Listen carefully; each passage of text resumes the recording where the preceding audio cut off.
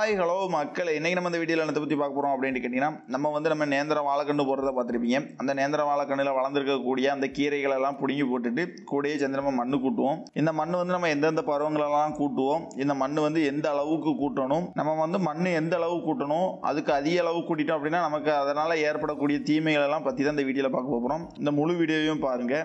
அதுக்கு முன்னால் வில்லேஜ் ரிலேட்டடாகவும் விவசாய ரிலேட்டடாகவும் ரெகுலர் வீடியோ நம்ம சேனலில் வரும். அதை பார்க்கணும் அப்படின்னு ஆசைப்பட்டால் மறக்காமல் நம்ம சேனலை சப்ஸ்கிரைப் பண்ணிட்டு பாருங்க. வாங்க நம்ம வீடியோக்குள்ள போகலாம். நம்ம வந்து மண்ணு கூட்டுறதை நீங்க பார்த்திருப்பீங்க. இந்த மண்ணு கூட்ட போகும்போது 4 இன்ச்சுக்கு மேல மண்ணு கூட்டக்கூடாது. 4 இன்ச்சுக்கு மேல மண்ணு கூட்டணும் அப்படின்னு கேட்டீங்கன்னா வாழையோட அண்டியும் வேரும் சேர்ந்து அந்த மண்ணு கூட்டினதுக்குள்ள, அதாவது 1 அடி 1.5 அடி சைஸ்க்கெல்லாம் மண்ணு கூட்டியிருப்பாங்க. இந்த தோட்டத்தில் கட்டுற பாருங்க, இந்த மாதிரி மண்ணு கூட்டியிருந்தோம் அப்படின்னா அந்த வாழையோட அண்டியும் வேரும் உள்ள மேலே வந்துடும். அப்படிங்கும்போது அந்த வேறு மேலே வந்துட்டுன்னா நம்ம அதிக அளவு காற்று அடித்தாலோ இல்லை கம்பு நம்ம புது கம்பு வாங்கி கொடுத்தாலும் அந்த வாழை வந்து ஒடிச்சு போடுறதுக்கு, காற்று வந்து ஒடிச்சு போடுறதுக்கு அதிக வாய்ப்பு இருக்குது.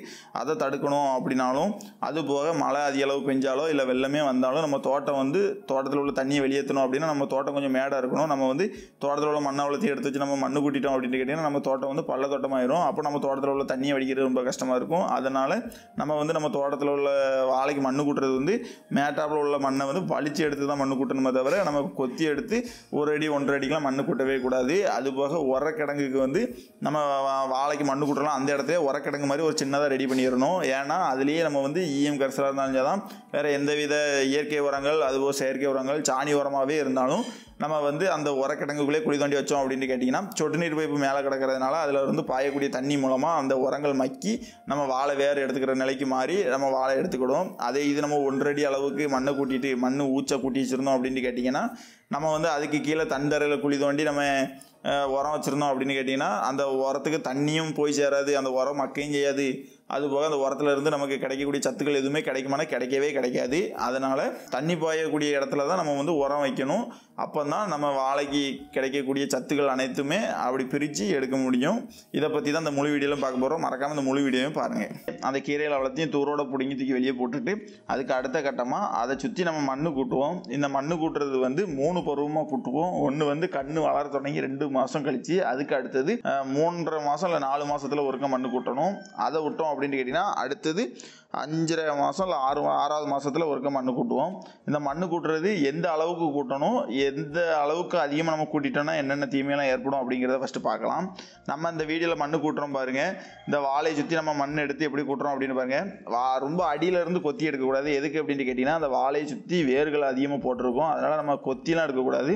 வலிச்சு அல்ல மாதிரி அந்த வாழையை சுற்றி நம்ம உள்ள மண்ணை வளர்த்தி நல்லா வலிக்கணும். வலித்து மொத்தமாக தூர்கிட்ட கொண்டு வந்து கூட்டிட்டு அந்த பண்ணையை வந்து நல்லா விரித்து விடணும். எதுக்காக அப்படின்ட்டு கேட்டிங்கன்னா நம்ம வந்து சொட்டு நீர் பைப்பில் பாயக்கூடிய தண்ணி வந்து நம்ம வந்து மண்ணு கூட்டியிருப்போம். அந்த மண்ணு கூட்டும் போது அதில் வந்து சொட்டு நீர் பைப்பும் அந்த மண்ணு கூட்டுறதுக்கு மேலே தான் கிடக்கணும். அப்படிங்கும்போது சொட்டு நீர் பைப்பில் இருந்து பாயக்கூடிய தண்ணி அவ்வளோ அந்த மண்ணு கூட்டுற அந்த மண்ணு மேலே தான் படும். அதுபோக நம்ம வந்து எந்த அளவுக்கு மண்ணு கூட்டணும் அப்படின்ட்டு கேட்டிங்கன்னா நல்லா பார்த்தா 3 இன்ச், அதாவது 3 இன்ச்சு அளவுக்கு மேலே நம்ம மண்ணு கூட்டக்கூடாது. எதுக்கு அப்படின்ட்டு கேட்டிங்கன்னா நம்ம 3 இன்ச்சுக்கு மேலே மண்ணு கூட்டணும் அப்படின்ட்டு கேட்டிங்கன்னா அந்த வாழை அண்டி வந்து அப்படியே மேலே ஏறுறதுக்கு அதிக அளவு வாய்ப்பு இருக்குது. அதாவது நம்ம வந்து பெரிய அளவில் மண்ணு கூட்டியிருப்பாங்க. இந்த தோட்டத்தில் காட்டுற பாருங்க எவ்வளோ பெரிய அளவுக்கு மண்ணு கூட்டியிருக்காங்கன்ட்டு. இந்த அளவு மண்ணு கூட்டியிருந்தாங்க அப்படின்னா அந்த அண்டி அவ்வளவுமே தண்டறையை விட்டு அப்படியே மேடு பாய ஆரம்பிக்கும். அப்படி மேடு பாய ஆரம்பிச்சிது அப்படின்ட்டு கேட்டிங்கன்னா வாழை வந்து அதிக அளவு கண்ணு வைக்கும். வாழைக்கண்ணு வந்து அதிக அளவு வைக்கும்.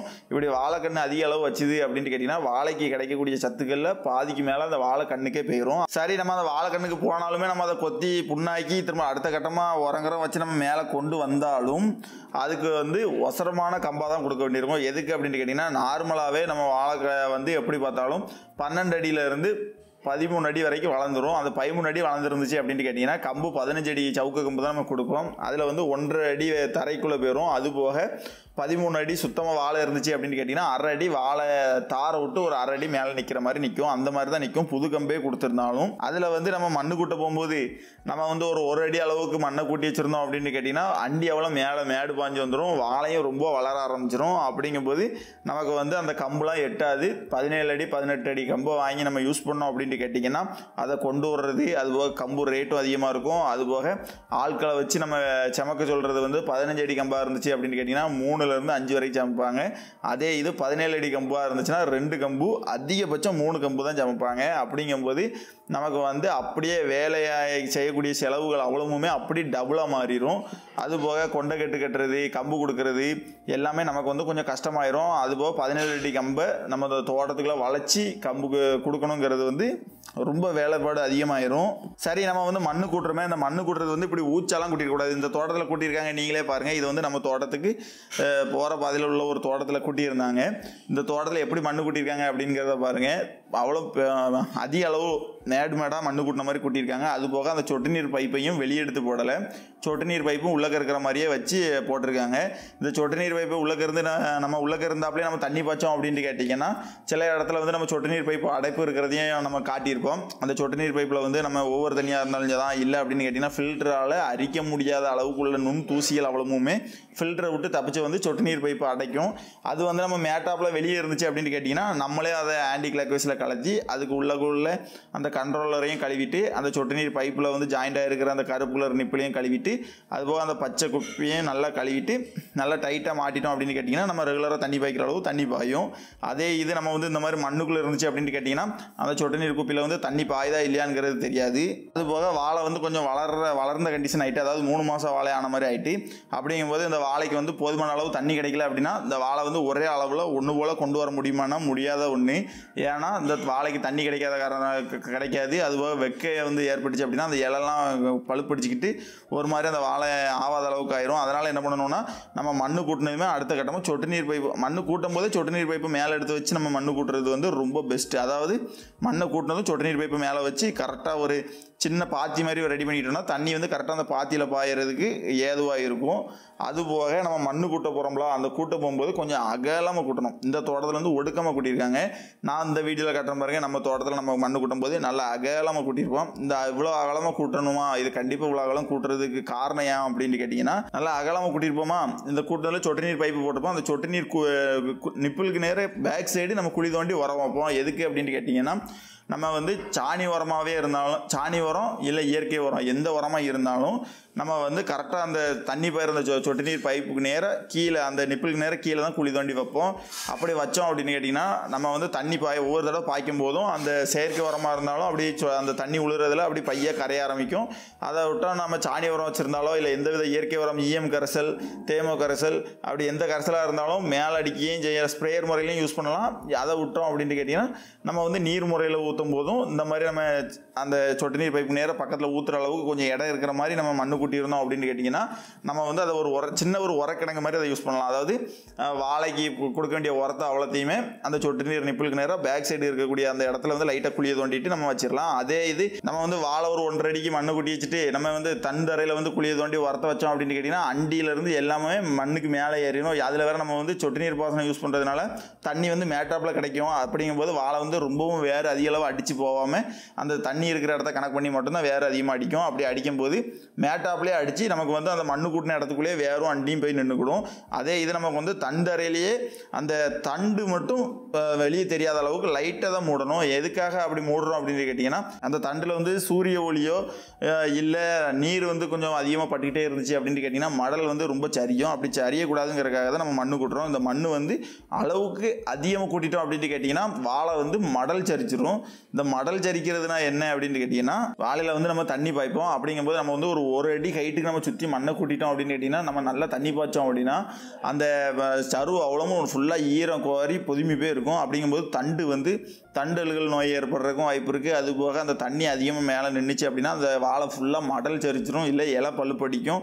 இந்த மாதிரி ஈரம் அதிகமாக இருந்துச்சுன்னா மடல் சரிக்கிறது அப்படிங்கிறத பற்றி நான் நெக்ஸ்ட்டு மடல் சரிக்கிறதுனா என்ன, அதை எப்படிலாம் கண்ட்ரோல் பண்ணணும் அப்படிங்கிறது தெரிஞ்சுக்கணும்னு ஆசைப்பட்டேன். நீங்கள் கமெண்டில் சொல்லுங்கள்.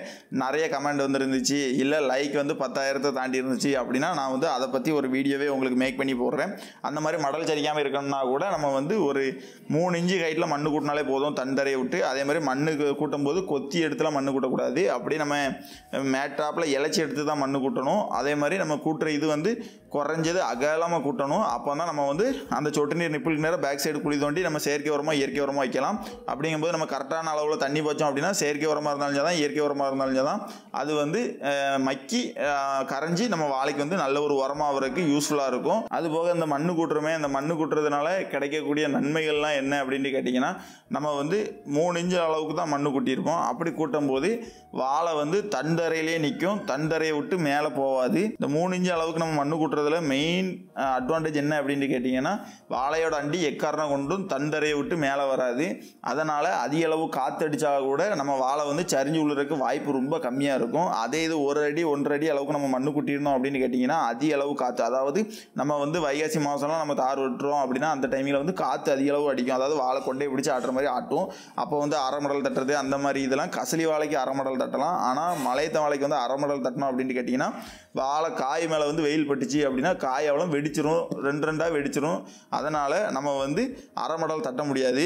அதுக்காகவே நம்ம வந்து மண்ணை வந்து மேட்டாப்பில் கூட்டிட்டோம் அப்படின்னு கேட்டிங்கன்னா வாழை கொண்டே பிடிச்சி காற்று ஆட்டுற ஆட்டில் அந்த வாழை வந்து சரிஞ்சு விழுறதுக்கு அதிக அளவு வாய்ப்பு இருக்குது. அது போக புது கம்பே கொடுத்துருந்தாலும் கம்பை முறிச்சு போட்டுரும். அதனால் எப்பவுமே நம்ம மண்ணு கூட்டுறது 3 பருவத்தில் மண்ணு கூட்டுறோம்னா அந்த 3 பருவத்துலேயுமே அந்த 3 இன்ச்சு 4 இன்ச்சுக்கு மேலே வந்து நம்ம மண்ணு கூட்டவே கூடாது. எதுக்காக அப்படின்னா அந்த அண்டி மேலே வரக்கூடாதுங்கிற ஒரு ரீசன் மட்டும் தான். அதுபோக அந்த நம்ம அதிக அளவு மண்ணு கூட்டினா அந்த ஈரடி வந்து அதிகமாக ஏறி அந்த தண்டில் ஏறி போய் இருக்கும். இதனால் அந்த வாழைக்கு வந்து நிறைய நோய்கள் வர்றதுக்கும் வாய்ப்பு இருக்குது. அதுபோக மடல் சரிக்கிறது வந்து ரொம்ப கொடூரமானது. அதுக்கு நீங்கள் எந்த வித மருந்து அடித்தாலோ இல்லை நம்ம எந்த வித இயற்கை உரமோ செயற்கை உரமோ எந்த உரம் வச்சாலும் அந்த மடல் சரிக்கிறது வந்து நிப்பாட்டுறது வந்து கொஞ்சம் கஷ்டம்தான். அதனால் நம்ம வந்து அதிக அளவு மண் வந்து எக்காரணம் கொண்டும் கூட்டிடக்கூடாது. மண்ணு கூட்டின தோட்டத்தில் வந்து இந்த மாதிரிலாம் நம்ம சொட்டு நீர் பைப்பை வந்து மண்ணு கூட்டினதுக்குள்ளேயே விட்டுறக்கூடாது, அப்படியே விட்டுறக்கூடாது. நம்ம வந்து அந்த சொட்டு நீர் பைப்பை வெளியே எடுத்து போட்டு அதில் வந்து தண்ணி நல்லா வட்டமாக பாயிற மாதிரி நம்ம பாத்தி மாதிரி பிடிச்சி போடுறது வந்து ரொம்ப நல்லது. அதுபோக இந்த அளவு இந்த தோட்டத்தில் இருக்கிற அளவுக்குலாம் நம்ம செங்குத்தாக வந்து மண் காரணம் ஒன்றும் கூட்டவே கூடாது. அது வந்து நம்ம மண் அப்படி கூட்டினாலுமே நம்ம தண்டரையில் உள்ள மண் அவ்வளோத்தையும் எடுத்து வச்சு கூட்டியிருப்போம். அப்படி தண்டரையில் உள்ள மண் அவ்வளோத்தையும் எடுத்து வச்சு கூட்டியிருந்தோம் அப்படின்னா நம்ம மழை அதிக அளவு பெய்யும் போது அந்த தோட்டம் ஃபுல்லாக தண்ணி ஏறி நின்றுக்கிடும். அப்போது நம்ம தோட்டத்தில் உள்ள தண்ணியை வடிக்கணும் அப்படின்னா நம்ம தோட்டம் வந்து கொஞ்சம் மேடாக இருந்தால் மட்டும்தான் வாய்க்கால் பதிலாட்டி தண்ணியை வடிக்க முடியுமே தவிர நம்ம தோட்டத்தில் உள்ள மண் அவ்வளோத்தையும் எடுத்து வச்சு நம்ம வந்து மண் கூட்டிட்டோம் அப்படின்னா நம்ம தோட்டம் வந்து கொஞ்சம் பள்ள தோட்டம் மாதிரி ஆயிரும். அப்புறம் மழை பெஞ்சுது வெள்ளம்லாம் வந்துச்சு அப்படின்னு கேட்டிங்கன்னா அது அப்படி தோட்டத்துக்குள்ளே நின்றுக்கிடுமே தவிர நம்ம தோட்டத்தை விட்டு வெளியேற்றணும் அப்படின்னா நம்ம மோட்ரு வாடகைக்கு மோட்டர் எடுத்துகிட்டு வந்து நம்ம அப்படி தான் அடித்து வெளியேற்றுற மாதிரி இருக்கும். அதுபோக நம்ம தோட்டத்தில் வந்து தண்ணி தேங்கி நிற்கா இல்லையா அப்படின்னு கேட்டிங்கன்னா இப்போ வந்து வெள்ளம் வந்துட்டு போனதுலேருந்து தண்ணி இருக்கா இல்லையா அப்படின்னு தெரிஞ்சுக்கணும்னு ஆசைப்பட்டால் நம்ம தோட்டத்தில் வந்து தண்ணி கிடக்கா இல்லையா அப்படின்னு பார்க்கணுன்னா நீங்கள் வந்து கமெண்டில் வந்து லைவ் அப்படின்னு கமெண்ட் பண்ணுங்கள். நான் வந்து உங்களுக்கு நம்ம தோட்டத்தை வந்து லைவாக ஒரு வீடியோ எடுத்து போடுறேன். சரி, இந்த மண்ணு கூட்டுறது எதுவும் டவுட் இருந்தாலும் நீங்கள் கமெண்டில் சொல்லுங்கள். நான் அதை பற்றி ஒரு வீடியோவாகவே நான் மேக் பண்ணி போட பார்க்கேன். விவசாயம் பழகு, விவசாயம் என்றும் செழிக்கட்டும். சரி, பெட்டனபாய் மறக்காமல் நம்ம சேனலை சப்ஸ்கிரைப் பண்ணிட்டு பாரு.